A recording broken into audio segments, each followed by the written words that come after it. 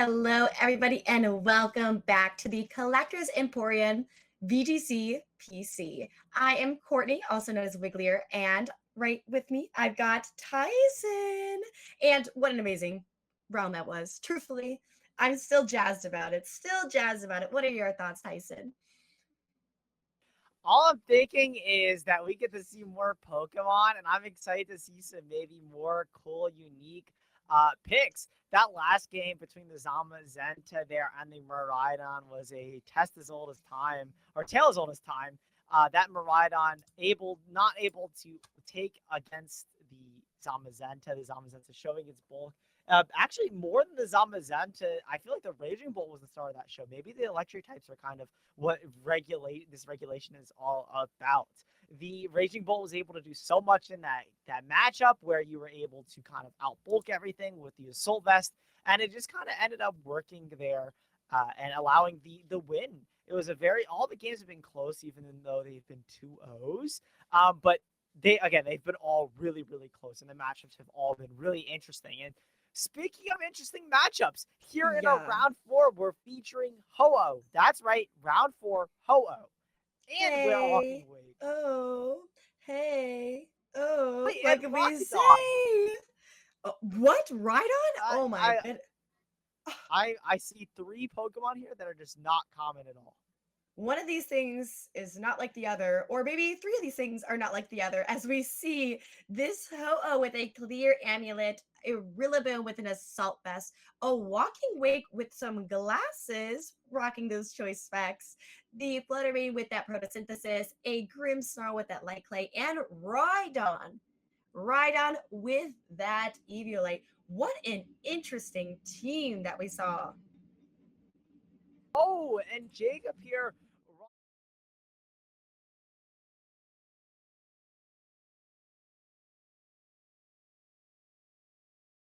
didn't even know that Wellspring was going to pop up And here. then Jacob's team is also very interesting. oh, extremely interesting as we see that Ting Lu making a comeback and that Glimora, the Calyrex Shadow Rider as that restricted on Jacob's side, that Ogremon Wellspring, and of course, the double duo, the Dondozo and the Tatsugiri.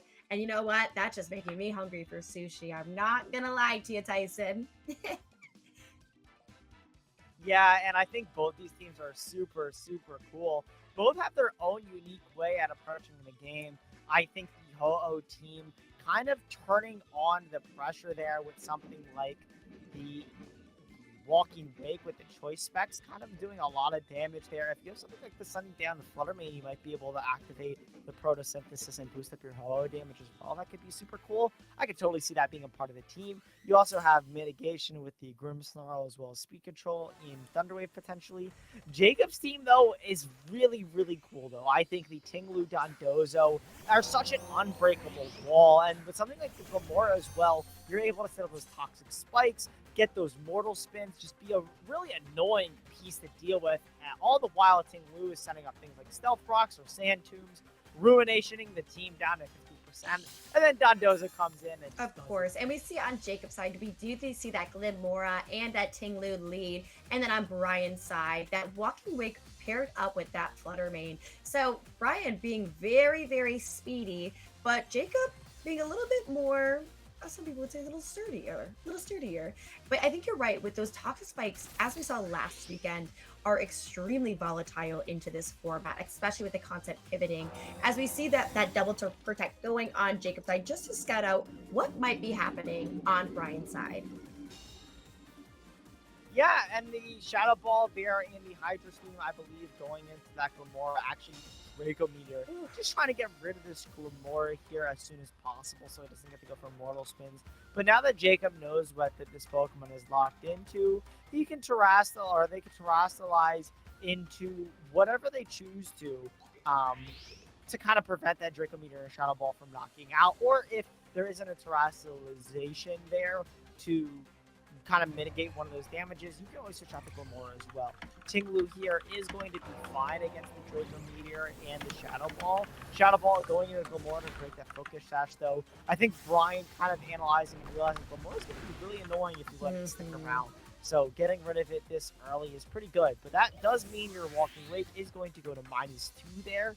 And your Flutter Mane has to target the Glimmer, of course. But Sandtomb going off into that Walking Wake, meaning it's going to be locked in. That -2 is there to stay as long as it's Ting Lu. Yeah, and it being choice specs means that it's completely locked into that Draco Meteor, which is just something that Walking Wake really doesn't want right now. And we see that Dondozo hitting the field big and mighty, and that is just something that we don't want to see for Bryan. But we do see that Bryan is also running a Flutter Mane with Sunny Day, which is a great counter to that Dondozo, even though it's rocking those leftovers.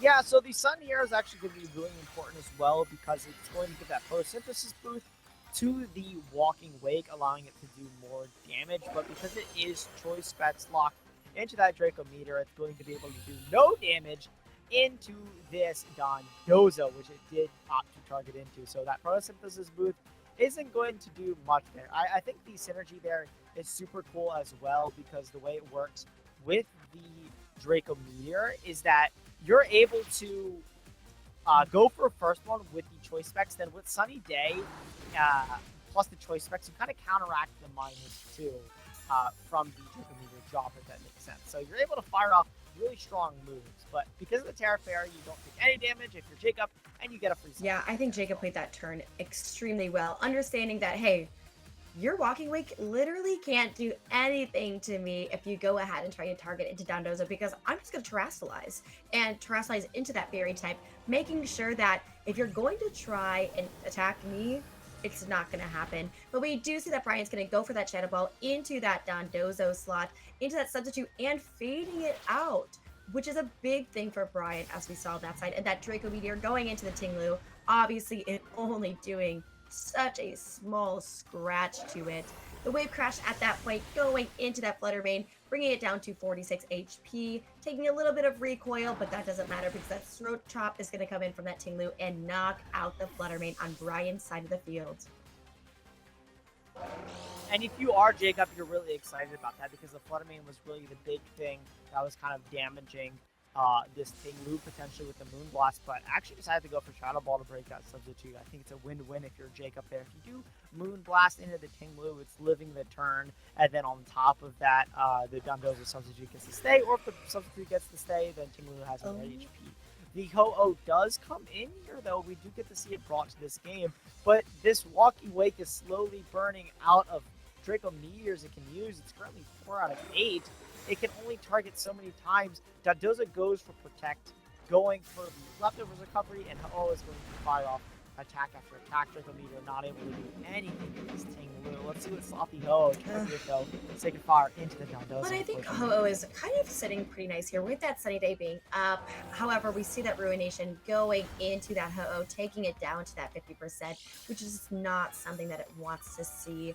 I do think Ho-Oh, when it came in, if Bryan would have targeted that Ting Lu, might have been in a little bit of a better position.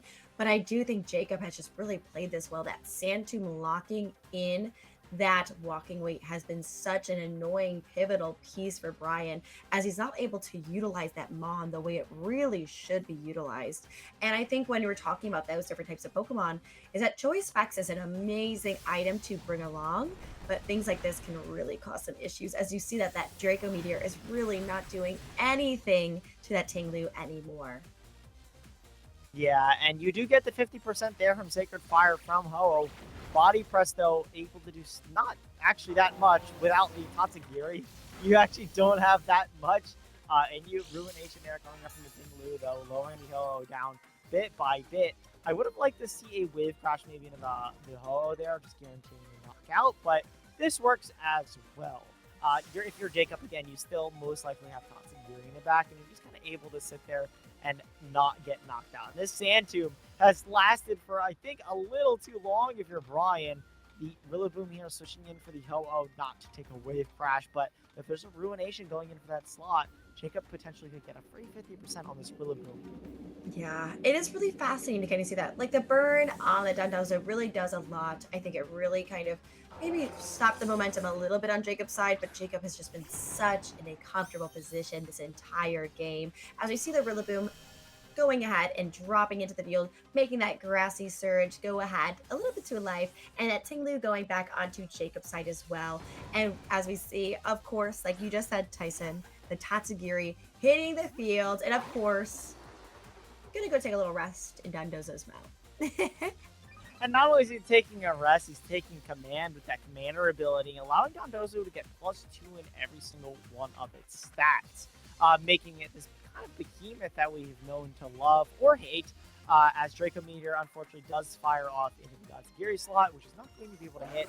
Wave Crash going to go off into that Hello slot, but there's a Rillaboom there and is going to be not only in the sun, not only burned, but resisted as well, doing no damage to that Rillaboom at all. Yeah, I think one thing that we also have to kind of mention, Tyson, is that Jacob did not bring their Calyrex Shadow Rider. They did not bring their restricted Pokemon into this matchup, which is very interesting, especially as we both know is that Tatsugiri and Dondozo really work in tandem together, but not to bring it is something that's kind of pivotal, and we don't see that very often. Usually those restricteds are so important to bring, especially when we're talking about this regulation, especially when you're looking down, let's say, a Ho-Oh, especially. Yeah, you have to be very careful though if you are Bryan. This game is still losable. Yes, the Dondozo is burned, and but your sun is down, and your walking wake is kind of really low. Fake out there into the Dondozo so you can get a free pivot, and to the Ho-Oh is fine. Grassy Train is going to be mitigated by this burning here, but Ruby is going to be able to heal back up. Yeah, I think right now Bryan is saying, okay, Walking Wake has taken a little bit of too much damage, has definitely used a way too many Draco Meteors, but at least I have it now in the back. And we go ahead and have that Ho-Oh back onto the field. Ho-Oh is still kind of sitting pretty nice in this situation.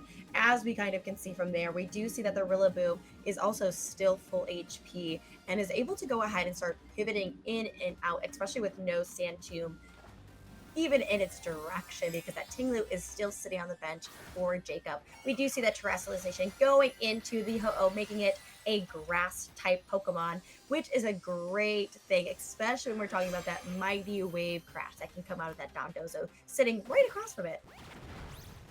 Yeah, but no wave crashes here. It's going for the guaranteed body press damage there. Critical hit. It's not going to really matter that much considering the Dondozo is kind of a sitting duck anyways. I guess if you're Jacob, you maybe want an extra turn or two to do more body press chip, but you're really just hoping that you can time your Dondozo to get knocked out so that Tatsugiri can pop out and be somewhat healthy. The problem here, though, with that critical hit, I'm realizing as the Rillaboom is out, is that Walking Wake is going to be able to go for one of those Draco Meteors into the Tatsugiri. But I believe the Walking Wake should be faster than the Ho-Oh, just based on his speed. So if it is, you have to be kind of smart how you play this out.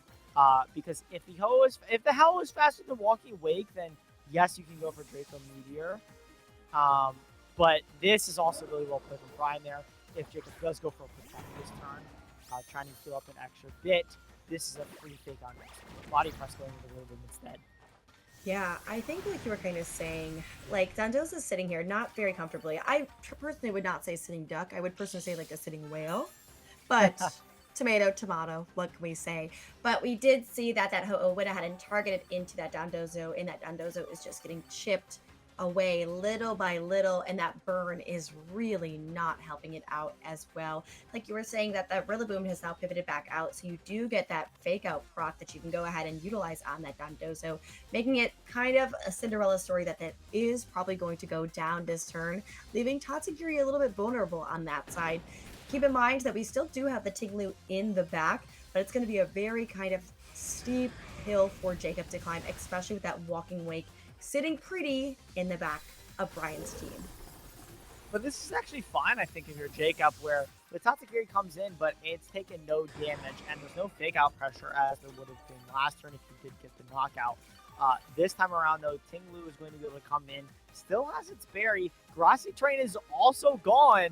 Tatsugiri is not as in much as trouble as some might think. The only issue here is that Tinglu is weakening your Tatsugiri's damage, so kind of biting yourself or kicking yourself in the foot here if you are Jacob.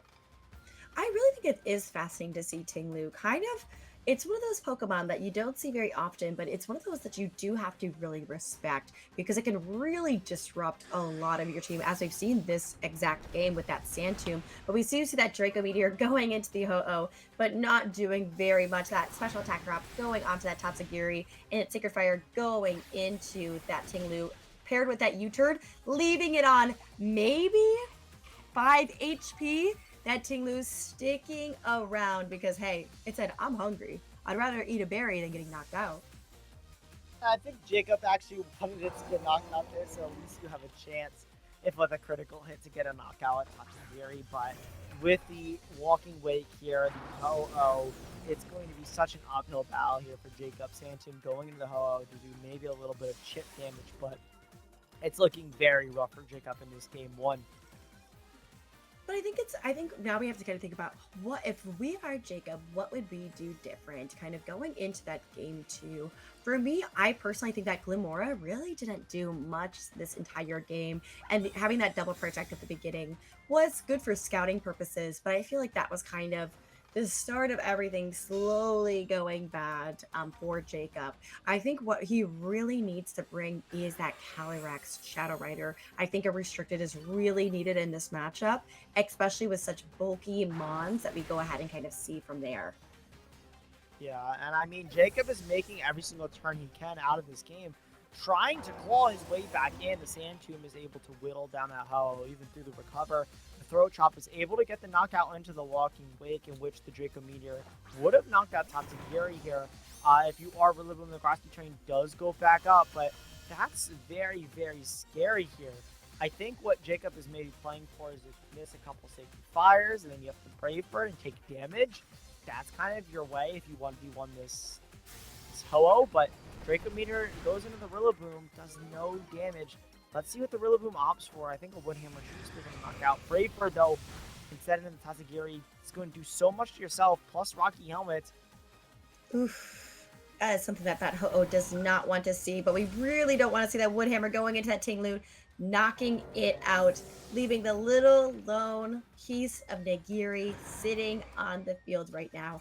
I think Jacob, like I said, really has to kind of figure out what ways that they want to go ahead and kind of come into game two a little bit more in a commanding position, in my opinion. I think this is very interesting. I do think the Pokemon that Jacob does have are good. I think that it is a very winnable situation. But like I said, Tyson, I really think we need to see that Calyrex Shadow Rider. And I'm not biased, guys. I'm just saying. I do love my Calyrex Shadow Rider, but I do think it's going to be very important to go ahead and start chipping away more at Bryan's team. Absolutely. I think the problem is there, like you kind of said with the Glimora, it didn't really do anything in this game.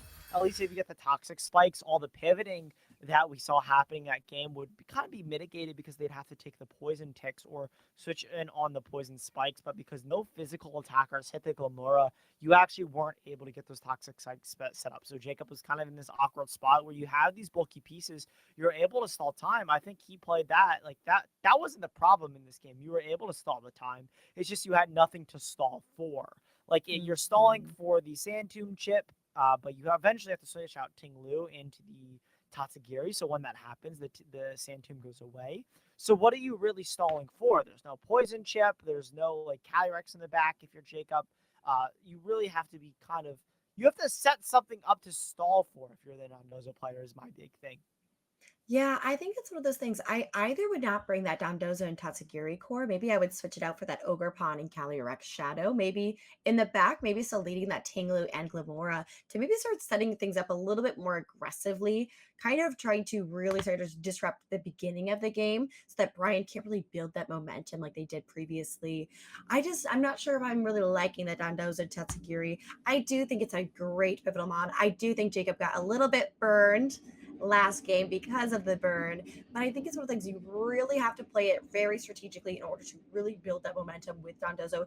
It can be a huge disruptor, but looking down, that Rillaboom staring it down very menacingly. But as we get into our second game of our round four, we see Jacob leading with the same lead with that Tinglu and that Glimora, and Bryan as well, leading with that Walking Wake and that Flutter Mane.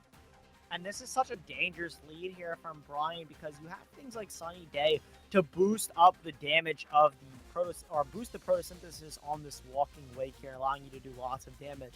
And also has unique synergy here in the sun as well, actually amplifying the water move instead of lowering it. If you Yeah, choose to lock into that on the walking wake. yeah, and I think Bryan is also going to say, hey, maybe we're not going to do Draco Meteor this time because last time it really didn't do that much for me. We do see that Shadow Ball going into that Glimora and that Hydro Steam going ahead and knocking out that Glimora. Turn 1 of our round 4 game 2, which is a huge piece for Jacob to lose again. We do see that Sand Tomb going into that Walking Wake. But you know what? Honestly, the Walking Wake is in a little bit better position, especially going for that Hydro Steam instead of that Draco Meteor. The thing is, the Hydro Steam, though, isn't going to be able to hit Dondozo, so Jacob doesn't have to burn a Terastallization here on the Dondozo. But instead, Ogerpon is coming in, maybe taking your advice, having the Ogerpon and the Kyrex in the back. This Ogerpon, though, is going to be perfect at redirecting something like the Hydro Steam into the Choice Specs, against the Choice Specs Walking Wake. Yeah, I think Jacob maybe heard me from very, very far away and said, hey, Courtney says maybe I should bring Ogerpon. So maybe I should listen to her. Maybe I should listen to her and respect the girls. What can we say? As we see that Fluttermane on Bryan's side is going to come back into the bench, and that Rillaboom is going to make its mark onto the field, sitting right across from that Ogerpon. We do see the Grassy Surge coming up onto the field, which of course, always will happen, and that Protect coming from that Tinglu. Really kind of understand Jacob knows that, hey, you have to go for Hydro Steam. You can't move, and now I have Overbound. So what are you going to do to kind of go ahead and really understand me? As we see that Hornleech going into the Rillaboom, not doing too much damage, but hey, as I've always said, chip is chip, and you'll take anything from it.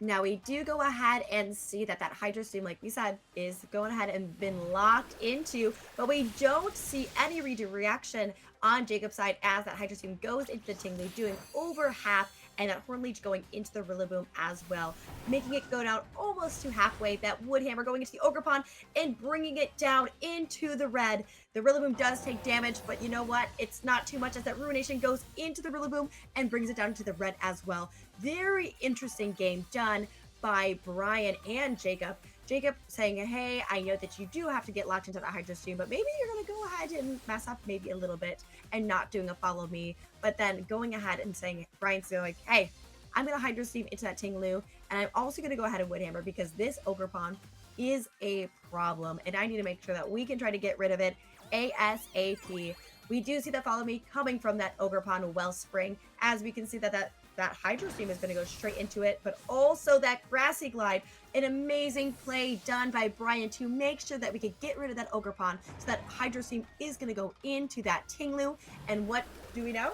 Going to go ahead and knock it out on Jacob's side of the field, leaving Jacob with 1 Pokemon against Bryan's 4. An amazing turn done by Bryan, understanding that, hey, this Ogerpon probably isn't going to want to take this Grassy Glide. So I might as well just put the pressure on a little bit more. We do see that Jacob does have that Calyrex Shadow Rider in the back ready to go. And we know it is probably a little bit speedy as well. But this is just a very tough situation for Jacob to get out of this now, as Bryan has all 4 of his Pokemon still in tow. Yeah, and Kyrex here is not able to wrap up this game, unfortunately. Here, I think Jacob just didn't have enough tools to really break through. But both of Bryan's Pokemon actually getting knocked out by the Kyrex here. Hey, it's that Life Orb Calyrex Shadow Rider. There's nothing better than it. What can I say? As one of my favorite restrictions in this format, we do see that it's going to get that Grimnay boost, which is something that we have to keep in mind. And also keep in mind is that it is pretty speedy. We do see that Fluttermane is going to head and going to hit the field once again, right next to that Ho-Oh. And of course, give us a little razzle dazzle. But unfortunately, it's not going to get any boost because that photosynthesis has already been used. So we'll see how well this endgame is going to go. That Calyrex is extremely powerful now. But as we can see that Fluttermane is running a Terra normal, which is going to be a huge problem for Jacob because what can Jacob do? Astral Barrage and get rid of the Ho-Oh, but it won't get rid of the Flutter Mane. Do I go ahead and maybe Psychic the Flutter Mane, but then the Ho-Oh can come after me? And I think this is just a really uncomfortable position for Jacob because we don't really see Flutter Mane running that Terra Normal that often. Yeah, and this is just an amazing. Psychic does go into the Flutter Mane. They're able to get the knockout at +3 now. This Kyrex the Grim May able to maybe clutch this up. You have to really hope if Ho-Oh is able to get the knockout here. If it's not, this is going to be curtains here for Bryan in this game too. It all comes down. Is Ho-Oh able to get the knockout? The Sacred Fire, it's a crit! It's a crit, a critical hit, Sacred Fire into that Calyrex Generator, taking it down on Jacob's side. And as you see, Bryan is up for round 4. What an amazing game. What an amazing game. Ho-Oh believers, everybody. Ho-Oh believers in I chat. See the flush. Ho-Oh believers. But Ho-Oh there, I'm actually surprised you went for the Sacred Fire compared to something like the Brave Bird, which was 100% accurate. That could have been very scary if you missed a Sacred Fire on Ho-Oh. Maybe the Ho-Oh stand themselves or just wanted to, I don't know, go for it and show them who's boss, not use Brave Bird. Who needs that? But that was a very scary endgame. Jacob almost pulled it back there, going for the Psychic there into the Flutter Mane. Just really well played. Not getting too greedy and going for the Astral Barrage makes a lot of sense. I think we had a well more played brave from both players.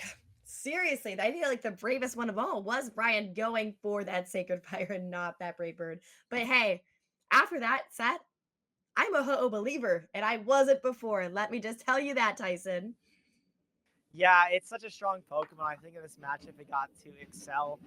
Having that special bulk against something like the team and with the Grass Racialization and Recover was able to keep tempo with something like the Dondozo and burn it with those Sacred Fires as well. So you were able to kind of match that stall pressure, and then also you had your damaging pieces like the Walking Witch, which honestly was the more of a star than Ho-Oh for me. The Walking Wake actually was able to put out consistent damage into the enemy team, which was really, really cool to see, but well played from both players there for sure. Yeah, no, fantastic set. And we're going to go ahead and go into our next round, which I think might be top cut. But we will go ahead. We're going to bring it out into a break, but we will see you shortly for our next round at the Collector's Emporium PC4 VGC.